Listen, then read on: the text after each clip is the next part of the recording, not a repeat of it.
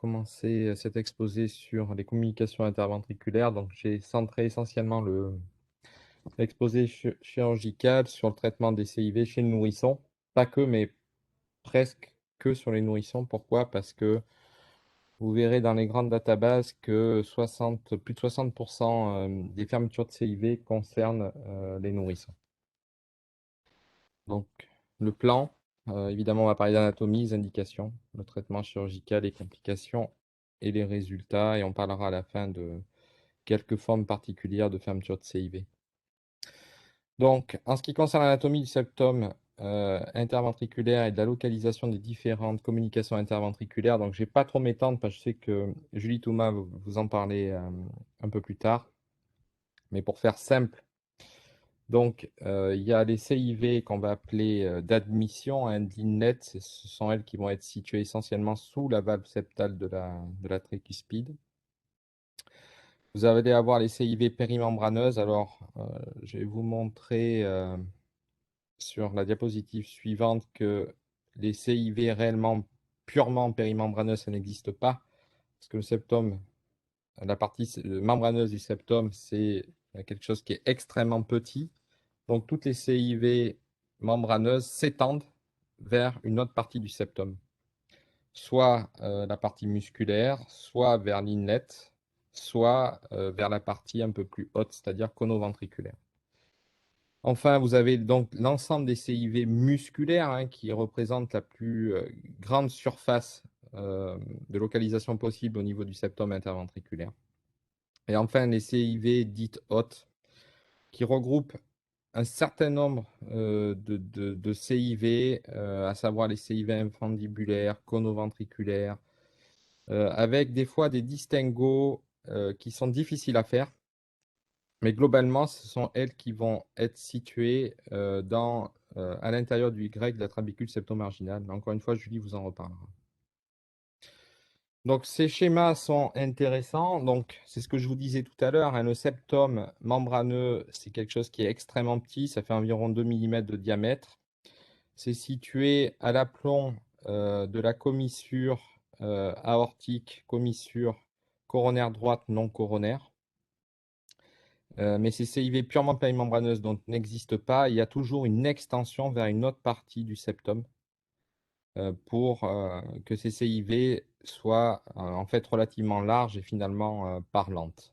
Donc là, je vous avais subdivisé les différentes possibilités de CIV, leur localisation anatomique. Ça n'a pas un grand intérêt. Ce qui est intéressant, par contre, c'est ça. C'est le cheminement à partir du nœud auriculo-ventriculaire, puis du faisceau de His, du faisceau de conduction. Le faisceau de His va assez vite se diviser en deux branches, une branche gauche et une branche droite. Et vous pouvez voir que ce soit les CIV périmembraneuses ou les CIV de l'inlet, elles ont un rapport extrêmement étroit avec ce faisceau de conduction.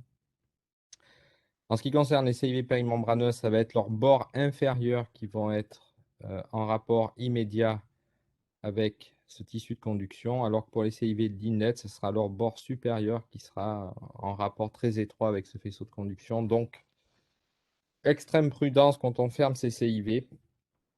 Pour le bord inférieur, enfin en ce qui concerne le bord inférieur pour les CIV périmembraneuses et en ce qui concerne le bord supérieur, en ce qui concerne les CIV de l'inlet, puisque le risque de BAV se situe à ce niveau-là. Alors que, vous l'imaginez bien, en ce qui concerne les autres CIV, par exemple musculaires, ou les CIV dites hautes de l'outlet, vous voyez qu'on est extrêmement éloigné du faisceau de conduction.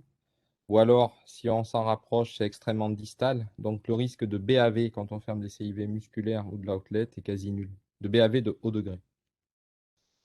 Bon, et puis, on peut avoir des formes extrêmes, comme sur cette diapositive, qui associe une très très large CIV périmembraneuse qui est très étendue vers l'inlet, mais pas que, également vers l'outlet.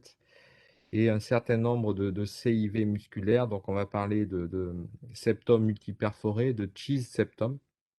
Et évidemment, quand on a ce type d'anomalie cardiaque en période néonatale, il est hors de question de pouvoir faire une réparation complète. On va passer par une phase de cerclage. Donc, quelles vont être les grandes indications? Donc globalement, les CIV qui vont être potentiellement chirurgicales vont se présenter soit en période, on va dire, nourrisson, c'est-à-dire un petit peu au-delà de 1 mois, une fois que les pressions pulmonaires naturelles vont avoir baissé et que les CIV vont pouvoir parler. Ou alors les CIV vont arriver plus tard à une autre partie de l'âge d'un patient, c'est-à-dire chez des enfants ou plus rarement chez des adolescents et des adultes. Mais en gros, chez les nourrissons, on a deux modes de présentation. Soit les CIV sont larges, non restrictifs, avec des signes nets d'hypertension artérielle pulmonaire par hyperdébit. On va parler de CIV de type 2B. Donc, ce sont des enfants qui vont avoir du mal à prendre leur biberon ou à téter. Et très souvent, on va passer par une phase, outre le traitement diurétique, par une phase d'alimentation par une sonde nasogastrique. Donc, dans ce cas-là, l'indication est formelle, et on va dire quasiment, on peut parler de semi-urgence. Et à l'opposé, dans cette période, dans cette tranche d'âge-là de nourrisson, on va avoir des CIV dites de type 2A, où il n'y a pas de signe d'hypertension artérielle pulmonaire nette. C'est des CIV qui sont plutôt restrictives, où on va avoir un gradient mesuré au travers de la CIV, et avec un hyperdébit, mais qui va être relativement bien toléré, en tout cas au moins un certain temps, puisqu'on va avoir une croissance staturopondérale qui va être dans les ranges, et on va pouvoir globalement attendre. Et on attend parce qu'on sait qu'il y a un certain nombre de CIV qui vont pouvoir se fermer toutes seules. Donc il y a vraiment deux modes de présentation clinique, celle avec une hypertension artérielle pulmonaire nette par hyperdébit, l'indication est formelle. Les autres, où il n'y a pas d'hypertension artérielle pulmonaire et avec une tolérance clinique qui est correcte et on attend. Et à contrario, on a les CIV qui se présentent au-delà de l'âge de 1 an.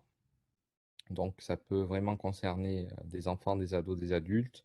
Ce sont des CIV qui sont généralement plutôt petites et où les indications restent discutées. Elles le sont moins discutées si on a une apparition, une aggravation d'insuffisance aortique, si on a une endocardite infectieuse qui a déjà été traitée, ou alors si on a des signes de dilatation du ventricule gauche, bien que ce soit relativement discuté, ce type d'indication, ou alors quand on a un QPQS supérieur à 1,5.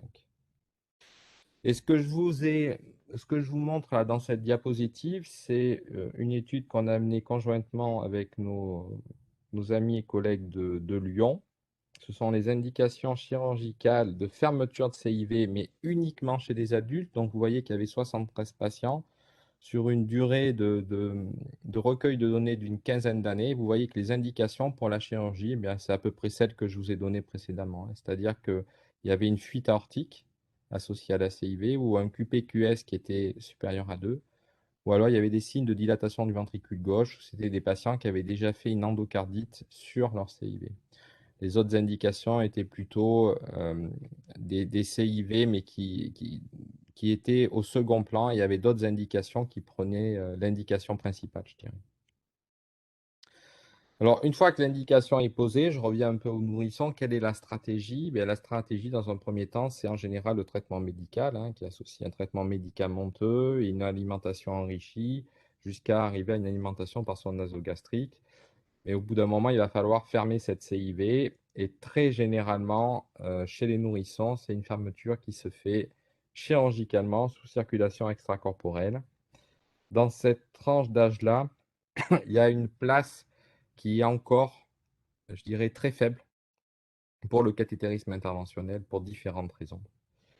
Mais l'autre discussion possible, c'est le cerclage de l'artère pulmonaire. Alors, cerclage qu'on a tendance à éviter, bien entendu, pour des CIV uniques, hein. En général, quand il y a une CIV unique large, l'indication, c'est une fermeture par chirurgie sous CEC, sauf en cas de contre-indication, hémorragie cérébrale, infection sévère, etc. Ou, comme je vous l'ai montré sur une des diapositives, en cas de CIV multiple, ou alors quand on a des formes associées, certaines formes de CIV associées à des coarctations, où on va préférer faire une chirurgie en 2 temps, en passant par une étape de cure par thoracotomie de la coarctation associée à un cerclage. Mais en général, une CIV unique large, c'est une fermeture sous CEC. Alors, euh, quand on a une indication posée d'un traitement chirurgical et quand on a identifié la localisation de la CIV et qu'elle est périmembraneuse, la voie d'abord élective pour fermer ces CIV, c'est une voie transatriale droite et transtricuspide. Mais quelle que soit la CIV qu'on va fermer, il va falloir s'assurer que le canal artériel s'est bien fermé. Et si on a un doute, et c'est ce qu'on fait de manière quasi systématique, on vient ligaturer systématiquement le canal artériel pour être tranquille et s'enlever ce doute de sa fermeture potentielle ou pas. Donc vous voyez ici sur ce schéma, on fait une voie transatriale droite classique. Et au travers de la tricuspide, on arrive à exposer sans trop de difficulté la CIV qui est en position périmembraneuse. Et donc, on va faire extrêmement attention, comme je vous l'ai dit sur les diapositives précédentes, au bord inférieur de la CIV, puisque c'est là où on va être en contact rapproché, je dirais, avec le faisceau de His et ses branches de division. Donc pour pouvoir être à distance du tissu de conduction, on va rester vraiment sur le bord droit du septum interventriculaire et plutôt en prenant, comme vous le voyez ici, des points séparés pour les mêmes raisons que celles que je vous ai évoquées hier. C'est-à-dire qu'il y a quand même moins de risque de CIV résiduel en prenant des points séparés. Et donc ensuite, on met un patch au travers duquel on va pouvoir passer les différents points qu'on a mis sur les différents bords de la CIV. Le matériel qu'on utilise pour fermer ces CIV, le matériel du patch est variable. Ça dépend des habitudes, mais généralement, on prend du péricarde d'origine animale, donc hétérologue. Donc ça, c'est le même schéma pour vous montrer les rapports étroits qui existent entre le nœud AV, le faisceau de His, et finalement qui va venir cheminer sous la valve septale. Et donc, dès qu'on va avoir une CIV périmembraneuse, on va être au contact immédiat des tissus de conduction. Et là, vous avez donc le faisceau de His qui se divise en deux branches pour le ventricule gauche, une branche postérieure et antérieure, et un peu plus loin, une branche pour le ventricule droit. Donc, on sait que ces branches-là cheminent sur le bord gauche des communications interventriculaires. Donc, tout l'intérêt, c'est de mettre les points en restant bien à droite de la crête de la CIV. En ce qui concerne les CIV d'admission, c'est comme les CIV périmembraneuses, la fermeture va se faire par voie transatriale droite et transtricuspide, en sachant que là, le risque donc de BAV se joue sur le bord supérieur de la CIV. On prend les mêmes précautions que pour une CIV périmembraneuse, c'est-à-dire qu'on va rester, on va mettre nos points au maximum en restant sur le bord droit du bord supérieur de la CIV. C'est le meilleur moyen d'éviter le BAV. On utilise les mêmes matériaux, même patch. Donc là, vous avez une fermeture insurgée qui est possible, hein, bien entendu, mais on évite ce type de fermeture. On privilégie quand même les CIV en points séparés pour se donner le maximum de chances de ne pas avoir de CIV résiduel. Alors, en ce qui concerne les CIV infundibulaires hautes, immédiatement, on va dire sous-pulmonaire. Alors là, évidemment, comme ces CIV sont très éloignés de la valve tricuspide, c'est presque impossible de les fermer par voie transatriale droite et transtricuspide. Donc, on va privilégier un abord un peu plus direct pour améliorer la vision chirurgicale de ces CIV. Et très généralement, on va pouvoir fermer ces CIV au travers d'une voie transartérielle pulmonaire. C'est-à-dire qu'on va ouvrir de manière longitudinale le tronc de l'artère pulmonaire. Et on va avoir finalement une exposition satisfaisante sur ces CIV qui sont haut situés. Donc le bord inférieur de la CIV est musculaire. Donc là, il n'y a quasiment aucun risque de BAV. Donc il n'y a pas de problème particulier pour fermer ces CIV. Il n'y a pas on va dire, de risque ou d'attention particulière à ce niveau-là. Par contre, comme ce sont des CIV qui sont très haut situés, avec très souvent un conus sous-pulmonaire qui est absent, hein, puisqu'on a très souvent des anneaux pulmonaires et aortiques qui sont sur le même plan, il ne va pas y avoir d'attache musculaire à la partie supérieure de la CIV, donc on va devoir passer nos points directement dans l'anneau pulmonaire. en prenant des points relativement peu épais, puisque vous savez que derrière le tronc de l'artère pulmonaire chemine le tronc gauche, qui va se diviser rapidement en interventriculaire et circonflexe. Donc, il va falloir passer des points comme vous le voyez sur ce schéma en couple, hein, en restant vraiment dans l'anneau pulmonaire, en ayant des points relativement tangentiels et sans aller trop profond pour ne pas attraper le tronc gauche. Et en cas de difficulté d'exposition chez des enfants un peu plus petits, hein, on va pouvoir faire une voie transinfundibulaire qui va donner globalement la même exposition que précédemment en ayant un jour, cette fois-ci, encore plus large, donc c'est un peu plus facile encore, je dirais.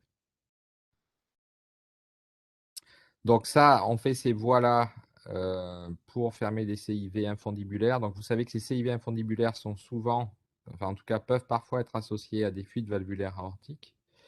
Et on reviendra à la fin de l'exposé pour voir comment est-ce qu'on peut traiter ce type d'anomalie associée. En ce qui concerne les CIV musculaires, donc vous avez vu que le septum musculaire, c'est la partie qui est la plus importante en surface du septum interventriculaire. Donc ces CIV musculaires peuvent avoir des localisations extrêmement variées, je dirais. Mais en tout cas, en cas de CIV trabéculée haute ou moyenne, très généralement, on arrive à les fermer au travers d'une voie transatriale droite classique. Et comme je vous l'ai dit, on n'a pas trop de crainte en ce qui concerne les BAV de haut degré. Donc, ce sont des fermetures qui sont relativement simples quand on arrive à avoir une exposition facile au travers de l'oreillette droite. Celles qui sont plus difficiles à fermer, ce sont les CIV musculaires, trabéculés, mais qui vont être beaucoup plus antérieurs sur le septum, voire apicales. Parce qu'au travers de... C'est très souvent des CIV qui sont mal définis, en tout cas quand on travaille au travers du ventricule droit. Donc il va falloir savoir sectionner différentes attaches de façon à retrouver une sorte de CIV unique, hein, et non pas cet aspect parfois de CIV multiple qu'on peut avoir à l'échographie, de façon à bien identifier les différents bords de la CIV et de façon à avoir une fermeture la plus étanche possible sans CIV résiduel. Donc pour pouvoir faire ça, c'est très compliqué de le faire au travers de la valve tricuspide puisqu'on est quand même assez éloigné du bord antérieur, voire de la partie apicale du septum. Donc le plus simple, c'est de réaliser une voie transventriculaire droite qui est relativement proche du septum et suffisamment éloignée, bien entendu, de l'interventriculaire antérieur qui chemine à la partie haute du septum interventriculaire. Et au travers de ces voies transventriculaires, donc en sectionnant certaines bandes musculaires, on arrive à avoir un jour satisfaisant et à fermer ces CIV de manière relativement efficace. En tout cas, on a abandonné les voies transventriculaires gauche qui avaient un avantage majeur, c'est que la partie gauche du septum interventriculaire est beaucoup moins charnue. Donc, c'est beaucoup plus facile de délimiter les bords de ces CIV apicales ou antérieures. Le problème, c'est que ça se fait au prix d'une incision du ventricule gauche. Et on sait que ces incisions du ventricule gauche font, outre le fait de faire perdre de la fonction efficace au ventricule gauche, ça peut donner à moyen long terme des arythmies qui peuvent être embêtantes. Donc, on a abandonné totalement ce type de voie d'abord. Par contre, ce qui est intéressant, je vous ai dit que chez les nourrissons, il y avait une place qui était faible pour le cathétérisme interventionnel, mais il y a quand même, il y a toujours des exceptions aux règles, hein, vous le savez. Et quand on a chez le nourrisson une CIV, comme vous le voyez ici, qui est relativement bien délimitée, hein, qu'on va appeler une trabéculée, on va dire moyenne, mais avec une orientation également un peu apicale. Donc, la difficulté du cathétérisme, c'est quand même de faire des ponctions des vaisseaux pour pouvoir monter du matériel qui est relativement large en diamètre à l'intérieur des cavités cardiaques. Donc, ce qu'on a proposé, nous et d'autres, hein, c'est de faire des chirurgies hybrides. C'est ce qu'on appelle des fermetures hybrides perventriculaires, c'est-à-dire qu'on va faire une courte sternotomie. Généralement, on fait une sternotomie qui est basse, de façon à avoir une exposition correcte sur le ventricule droit et sous contrôle échographique transœsophagien. Vous le voyez ici, hein, on fait une ponction du ventricule droit à l'aiguille, et on arrive à passer le guide toujours sous ETO au travers de la CIV et ensuite les cathétériseurs vont pouvoir monter différents matériaux qui vont venir occlure la CIV. Donc, c'est ce qu'on appelle les voies perventriculaires qui sont intéressantes. Alors, pour certaines formes de CIV, hein, bien sûr, ça ne va pas être toutes les CIV, mais pour certaines formes de CIV musculaires, trabéculées, uniques, qui sont relativement bien délimitées, mais pour autant qui sont très larges, mais ça se présente bien pour des fermetures par cathétérisme. Ça évite quand même une CEC. C'est relativement simple et sûr à faire. Donc, c'est une voie qui est intéressante et qui est à connaître. Et encore un petit mot en ce qui concerne le traitement chirurgical des CIV et les pièges potentiels qu'on peut avoir, hein. Par exemple, vous avez ce type de CIV là, que moi j'ai rencontré personnellement 2 fois. Vous avez une association d'une CIV périmembraneuse et d'une CIV de l'inlet, hein, qui sont toutes les deux larges, avec une bande musculaire qui est relativement fine, qui sépare ces deux CIV. Donc la tentation finalement, c'est de mettre 2 patchs pour fermer les deux CIV et puis l'affaire est réglée. Sauf que si on met 2 patchs, on va mettre énormément de points dans cette zone-là et vous voyez que en fait, c'est dans cette zone-là que va cheminer le faisceau de conduction. Donc le meilleur moyen d'épargner finalement cette zone qui est relativement fine, musculaire, où chemine le faisceau de conduction, c'est de mettre un seul patch relativement large en passant à distance de cette zone et surtout sans mettre de points qui peuvent venir abîmer le faisceau de conduction. Donc ça, c'est un résumé des différentes voies d'abord que je viens de vous exposer pour fermer les CIV, donc je ne vais pas y revenir. Le management et post-opératoire, je vais passer relativement vite. Est-ce qu'il y a une place pour laisser une CIA résiduelle calibrée? Oui, il y a toujours une place. C'est particulièrement vrai pour des enfants qui peuvent avoir une défaillance du ventricule gauche associée à la fermeture de la CIV. C'est relativement rare, mais dans ces cas-là, ça peut être intéressant de laisser une petite CIA de décharge. Et ça peut être intéressant chez des nourrissons un peu âgés ou des jeunes enfants qui ont entre 1 et 2 ans, qui viennent par exemple des pays un peu défavorisés, qui ont des CIV larges, où l'indication est limite. On sait que c'est des enfants qui vont faire de l'hypertension artérielle pulmonaire dans la période post-opératoire. Et là, ça peut être intéressant de laisser une CIA de décharge qui vont limiter les conséquences des crises d'hypertension artérielle pulmonaire post-opératoire. Et ce qui est important finalement dans la période post-opératoire immédiate, une fois qu'on a déclampé, c'est la question des CIV résiduels qui peuvent malheureusement arriver en bordure de patch, ou alors qui sont liés à la détection de CIV associés plus petites, mais qui étaient passées inaperçues en préopératoire parce que la CIV qui était large, en fait, prenait l'ensemble du débit. Donc dans ce cas-là, la question qui peut se poser, c'est faut-il reclamper pour aller fermer ces CIV résiduels ou ces CIV restrictives associées, je dirais. Donc on peut utiliser les saturations étagées, c'est un moyen intéressant pour juger de l'importance des shunts résiduels. Et sinon, ce qu'on utilise quand même de plus en plus aujourd'hui, c'est plutôt l'utilisation des échographies opératoires comme l'échographie transœsophagienne. Et globalement, si on a un shunt résiduel qui mesure plus de 3 mm de diamètre, on reclampe pour fermer ces CIV résiduels. Alors, quelles sont les complications attendues après la chirurgie? Donc, évidemment, il y a l'hypertension artérielle pulmonaire. Donc, ça, je passe très vite. L'Indien va ou le réanimateur va vous en reparler. Il y a la problématique des rythmes jonctionnels qui peuvent être démasqués en post-opératoire immédiat. Généralement, ça répond bien simplement déjà à une stimulation par pacemaker. Et en général, ça rentre dans l'ordre en quelques jours. Sinon, ça peut s'accompagner d'un traitement antiarythmique ou de traitements dits de petits moyens comme refroidir les patients. Mais en général, c'est des problématiques qui existent de moins en moins. Je pense que aussi la cardioprotection qu'on utilise joue un rôle, puisqu'on utilise de plus en plus des cardioplégies au sang.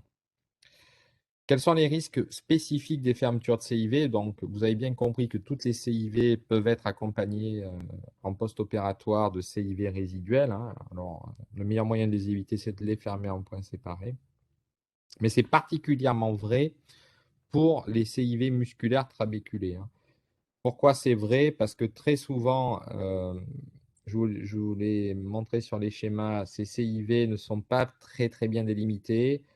Il faut savoir aller couper plusieurs bandes musculaires. La partie droite du septum est très charnue, de façon à bien voir les bords de la CIV, de façon à bien fermer sans CIV résiduel. Mais aussi parce que très souvent, ces CIV trabéculés peuvent être accompagnés d'autres CIV plus petites à d'autres endroits du septum. Et enfin, en ce qui concerne les risques spécifiques, donc les CIV périmembraneux s'accompagnent de BAV. C'est environ 0,8% des cas dans l'ensemble des séries de la littérature. Les CIV d'Inlet sont plus à risque, certainement parce qu'on est un peu moins précautionneux que pour les CIV périmembraneuses. Je vous l'ai montré, hein, il faut être extrêmement vigilant au niveau du bord supérieur de ces CIV. Et les CIV infundibulaires de l'outlet, vous avez vu la proximité et la nécessité de passer des points dans l'anneau pulmonaire, donc on peut créer des fuites pulmonaires. Et la proximité également avec la valve aortique, donc il peut y avoir des fuites résiduelles associées de la valve aortique. En tout cas, si on prend les grands registres européens comme la database européenne de congénitale, donc vous voyez sur 10 ans en fait que globalement, et ça concerne donc les CIV, les fermetures de CIV sur une dizaine d'années, les différents centres qui colligent leurs résultats dans ces databases européennes, on voyait que essentiellement les fermetures de CIV, ça se fait chez les nourrissons. Et l'âge moyen, c'est 5 mois. On aurait pu imaginer que c'était un peu plus petit, hein, en fait. Et globalement, la mortalité, elle est de un peu moins de 1%. Donc, il n'y a pas une mortalité qui est nulle dans les fermetures de CIV, ça, il faut le savoir, hein, évidemment. Mais ça reste des mortalités qui restent, on va dire, malgré tout acceptables. Et que, évidemment, plus l'enfant va grandir, hein, plus les indications restent rares. Vous voyez, chez les adultes, il y a des indications hein, qui existent encore, hein, mais c'est 1,5% de l'ensemble des fermetures de CIV. Et vous voyez que la mortalité, là non plus, n'est pas nulle. Et ça, c'est vraisemblablement lié aux anomalies cardiaques associées à ces fermetures de CIV. Donc, pour finir, les formes associées qui peuvent être embêtantes dans les fermetures de CIV, ben, ça concerne essentiellement les CIV qui sont associés à une fuite aortique. Alors, ce qui est très important à savoir, c'est que quand on a des CIV de l'outlet, des CIV infundibulaires, et qu'on commence à détecter une fuite valvulaire aortique, même si la CIV ne shunte pas beaucoup et qu'en elle-même, elle ne représenterait pas une indication formelle de fermeture de CIV, pour autant, l'apparition d'une fuite valvulaire aortique pose en soi une indication formelle de fermeture de la CIV. Ça, c'est très important, de façon à stopper les mécanismes qui font que la fuite valvulaire aortique va s'aggraver avec le temps, ce qui rendra les réparations beaucoup plus difficiles, bien évidemment. Par contre, quand on a une CIV évidemment infundibulaire qui est associée à une fuite valvulaire aortique significative, donc dans ce cas-là, ben, évidemment, l'indication va de soi. Et l'indication va consister donc en la fermeture de la CIV, mais également en une plastie valvulaire aortique, dont les résultats vont être quand même relativement aléatoires parce que la valve aortique est souvent très déformée et que ce n'est pas évident de réparer ces valves-là. Donc les mécanismes qui font que la, la valve aortique va fuir, donc il y a certainement un mixte d'effets Venturi, hein, comme vous le voyez sur ce schéma-là, où le flux sanguin qui passe au travers de la CIV va progressivement déformer une des valvules aortiques, mais c'est certainement un peu plus complexe que ça. Il y a vraisemblablement dans ces formes de CIV infundibulaire associées à des fuites aortiques non négligeables, une maladie du sinus également associée. Et ça a été montré par essentiellement les travaux de Yacoub à Londres, qui montrent que dans ces CIV-là, il y a très très souvent un déficit de la média au niveau de l'anneau valvulaire aortique qui soutient la valvule en regard de la CIV de l'outlet. Et c'est pour ça qu'une des techniques de réparation, ça va être, outre le fait de fermer la CIV, ça va être de faire une sorte de faux filage là, à l'intérieur de ces valvules qui sont extrêmement déformées et étirées, hein, vous voyez. Et ce faux filage va permettre de remonter la crête ventriculaire, la valvule, jusqu'à la paroi aortique qui était entre guillemets fragilisée. Et sinon, si on n'a pas ce type de déformation majeure, mais qu'on a simplement une valve aortique qui prolabe sans être trop étirée et sans maladie du sinus réellement authentifiée, et on va faire des plasties, comme vous le voyez ici, de resuspension, je dirais, de la valvule qui va prolaber, en faisant soit des plasties de plicature centrale de la valvule, soit pour les formes les plus, on va dire, vieillies, des plasties de réduction. Voilà ce que je voulais vous dire en ce qui concerne les fermetures de CIV. Est-ce que vous avez des questions? Alors, je ne sais pas si je peux voir le chat, moi, j'en sais rien. Je vais te le dire. Merci beaucoup François. Donc il y a une question, oui. Chez nourrisson avec CIV musculaire haute hybride, est-il possible? Y a-t-il un risque que la prothèse gêne un cordage ou un pilier de la mitrale? Bon, ça c'est au cathétériseur de répondre, mais tu peux peut-être. Oui, alors ça, l'hybride perventriculaire, il ne faut pas retenir que c'est un gold standard, hein. Ce sont encore des indications qui sont en cours d'évaluation et évidemment qu'avant de prendre une décision d'une fermeture hybride, c'est une discussion qui se fait en staff avec évidemment les cathétériseurs et les cardiopédiatres qui font de l'échographie pour pouvoir checker la faisabilité de la fermeture de la CIV. Euh, le caractère haut, ça ne veut rien dire, hein, parce que la partie haute du septum interventriculaire, c'est quand même quelque chose qui est relativement étendu, et ça va dépendre effectivement de la localisation exacte de la valve. Le risque d'abîmer un cordage mitral est faible dans ces positions-là. Ça va être plutôt l'éloignement par rapport aux autres valves pulmonaires, aortiques, et également que les bords, et ça c'est le plus important, hein, que les bords de la CIV soient tous parfaitement individualisés, hein. C'est très compliqué de fermer des CIV qui sont mal individualisés, où on a plusieurs orifices de sortie. Donc c'est une discussion un peu au cas par cas. Une deuxième question, la présence de coarctation avec CIV à large, préférence cure de coarctation plus cerclage en même temps ou en deux temps? Ah ouais, ça, c'est une question. On ne peut pas répondre en 2 minutes.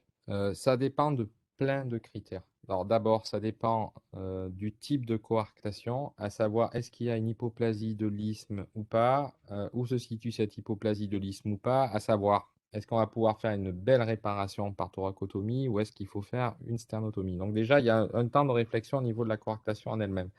Et ensuite, la CIV, ça dépend du type de CIV. Ça dépend également du poids de l'enfant. Donc, il y a plein de choses qui vont venir moduler l'indication. Mais globalement, ce qu'il faut retenir, c'est que si on a un nouveau-né qui fait plus de 3 kg, avec une CIV large, unique, dont la fermeture ne va pas poser de problème technique particulier, avec une coarctation isthmique classique, on a plutôt tendance à faire une chirurgie en un temps. Mais il y a toujours une modulation à ça. Particularité chirurgicale de CIV type Gerbode. Bon, les gerbots, ça ne nous concerne pas réellement. Ça, c'est des mots qui sont souvent employés par les cardiologues. C'est souvent des toutes petites CIV. Nous, on n'a pas réellement d'indication là-dessus, sauf cas exceptionnel. Et une dernière question, mais tu avais répondu dans en cas de CIV avec petite fuite aortique, faut-il juste fermer la CIV sans intervenir sur la valve? Avec petite fuite valvulaire aortique, Oui. c'est ça? Non, en général, il n'y a pas d'indication à aller voir la valve aortique. Euh, de toute façon, on ferme la CIV dans un premier temps sans toucher à la valve aortique. Il y a toujours le contrôle ETO post-opératoire. Si le contrôle ETO est satisfaisant, il n'y a aucune raison d'aller voir la valve aortique.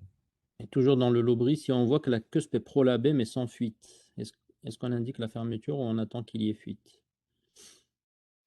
Ça, c'est une question compliquée, mais généralement, s'il y a une déformation de la valve qui est importante, il faut quand même intervenir pour, à un moment donné, stopper ce mécanisme. Ça va pas s'arrêter tout seul. Il faut intervenir, il faut fermer la CIV. Parfait. Merci, à Écoute, tout à merci beaucoup l'heure. François, à tout à l'heure. Bonjour. François, tu peux arrêter de partager ton écran.